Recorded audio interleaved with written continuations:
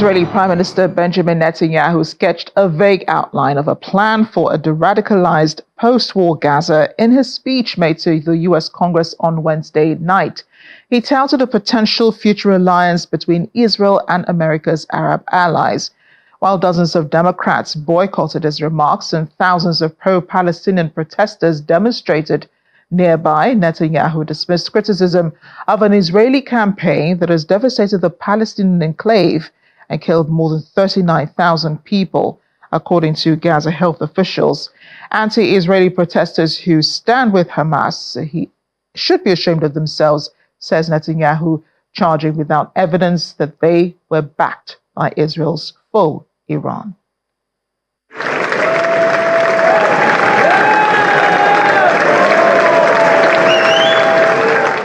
In a speech to U.S. Congress on Wednesday, Israeli Prime Minister Benjamin Netanyahu sketched a vague outline of a plan for a de-radicalized post-war Gaza and touted a potential future alliance between Israel and America's Arab allies.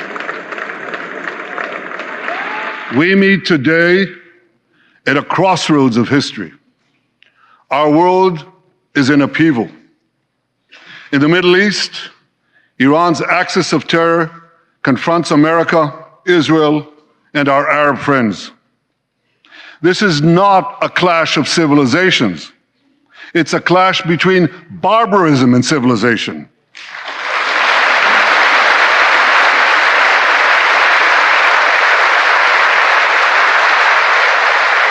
It's a clash between those who glorify death and those who sanctify life.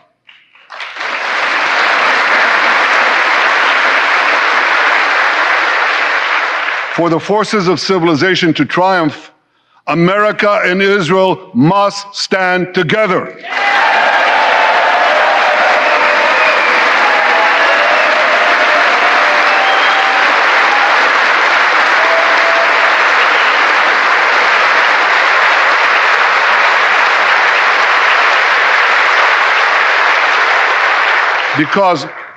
Because when we stand together, something very simple happens. We win, they lose. PM Netanyahu told U.S. lawmakers that Israel does not seek to resettle Gaza and that after the war with Hamas militants, the Gaza enclave should have a civilian administration run by Palestinians. The day after we defeat Hamas, a new Gaza can emerge. My vision for that day is of a demilitarized and de-radicalized Gaza. Israel does not seek to resettle Gaza, but for the foreseeable future, we must retain overriding security control there to prevent the resurgence of terror, to ensure that Gaza never again poses a threat to Israel.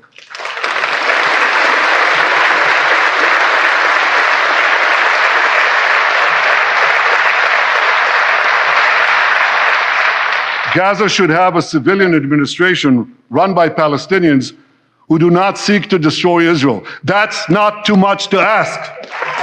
It's a fundamental thing. Touching on the release of hostages held in Gaza, he says he was confident in the efforts to secure the release of hostages held in Gaza. He also acknowledged and praised released hostage Noah Argamani. As we speak, we're actively engaged in intensive efforts to secure their release, and I'm confident that these efforts can succeed. Some of them are taking place right now. One of those freed hostages, Noah Argamani, is here in the gallery, sitting near my wife, Sarah. On the morning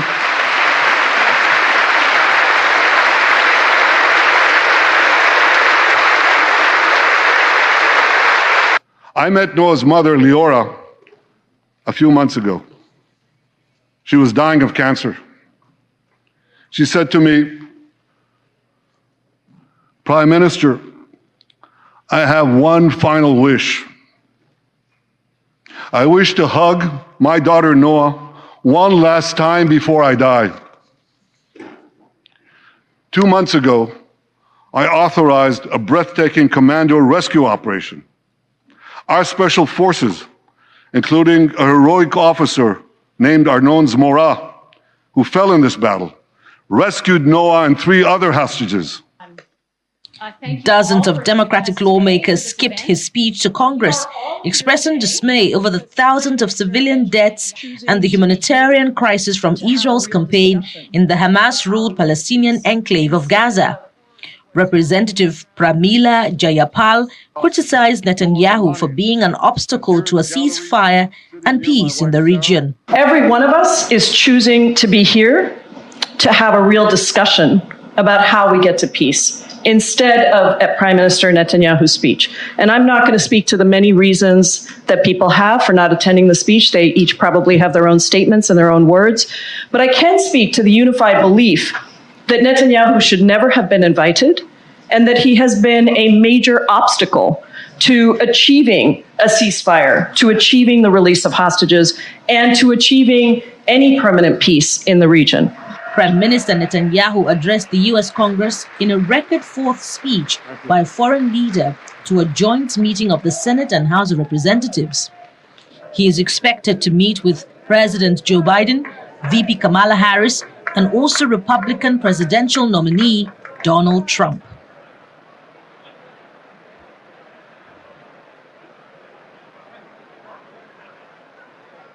Well, taking reactions now to the Prime Minister's address in Congress last night, Khalid El-Gindi of the Middle East Institute says the Israel-Palestinian conflict has become an increasingly partisan issue in U.S. politics, noting that this is why many Democrats chose not to attend the Prime Minister's speech. He says the Israeli Prime Minister's failure to mention a Gaza ceasefire proposal supported by his own government in an address to the U.S. Congress was odd, and that his remarks seemed designed to cater to Republicans in the audience. Well, let's not forget the context in which he was invited. The invitation to Netanyahu came almost immediately after the International Criminal Court announced that there would be arrest warrants issued, or at least a request for arrest warrants for Benjamin Netanyahu and Defense Minister Gallant, as well as leaders of Hamas.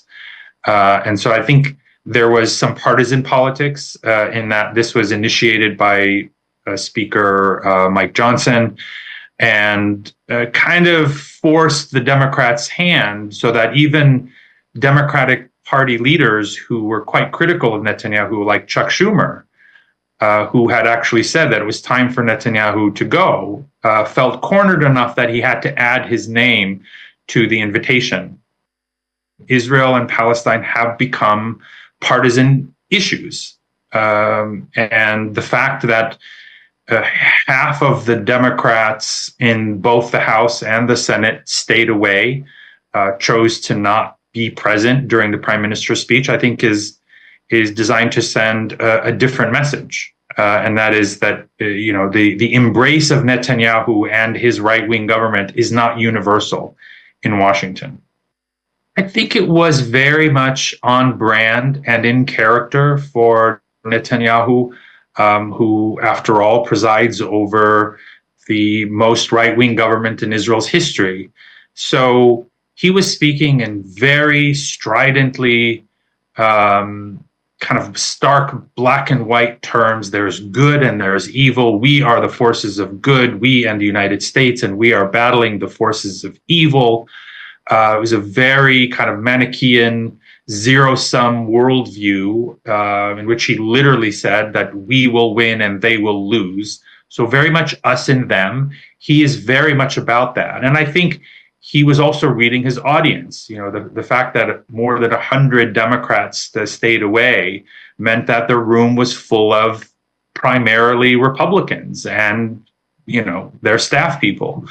And I think he understood, he's speaking, as Israel has moved more and more to the right, it is resonating less and less with the American left for obvious reasons.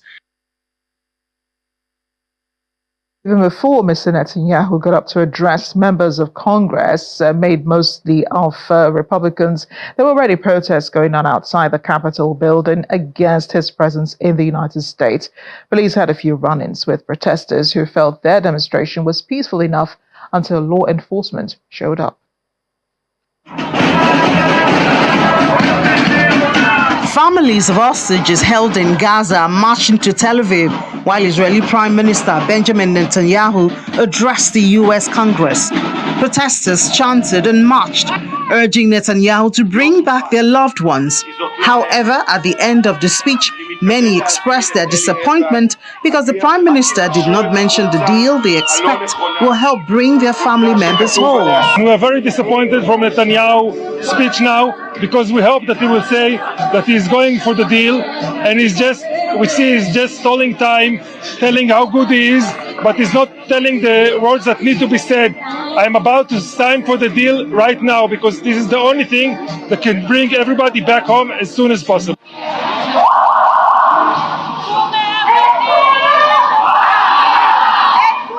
Efforts to reach a Gaza ceasefire deal outlined by Biden in May and mediated by Egypt and Qatar have gained momentum over the past months. Elsewhere in Washington, police used pepper spray on some of the thousands of pro-Palestinian protesters who gathered outside the U.S. Capitol. Shortly before PM Netanyahu began speaking, U.S. Capitol Police said some protesters had become violent. Protests were peaceful for the first few hours until about half an hour before the speech, when demonstrators began a march and faced a blockade from police who used pepper spray, injuring some protesters.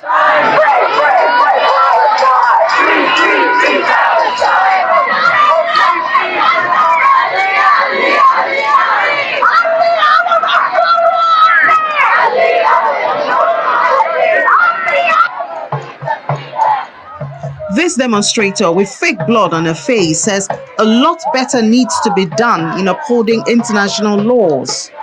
People like Hakeem Jeffries and Chuck Schumer see fit to invite Netanyahu to speak when 56% of their voters who are polled believe this is a genocide. It's unforgivable. We are watching and we vote accordingly. And we are watching Biden and we're watching Vice President Harris. And we need a lot better upholding of international and U.S. Leahy laws.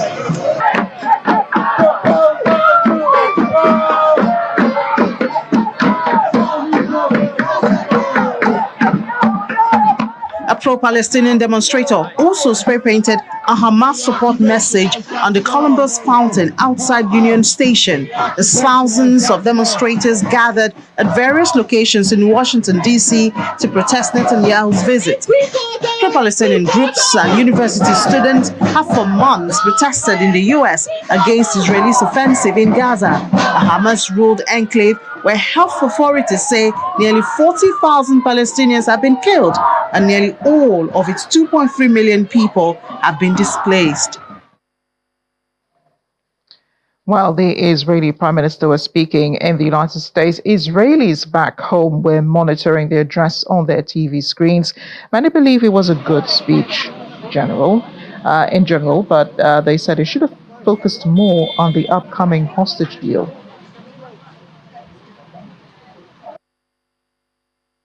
I think that he said all the right things.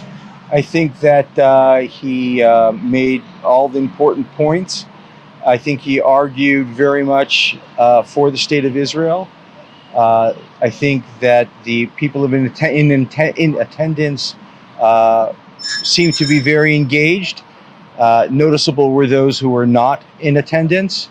And at the end of the day, I think that the important thing is that he said, give us the arms quickly and we'll win quickly. That's the important thing. And we have to get our hostages back, all of them, as soon as possible.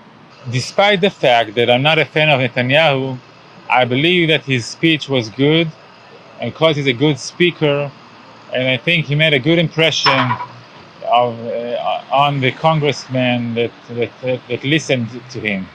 It was a good speech.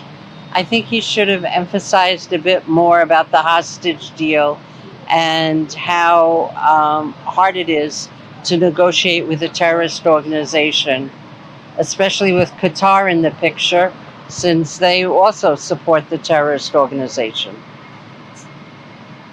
I think it's a very complicated situation, and that complication didn't come through in his speech.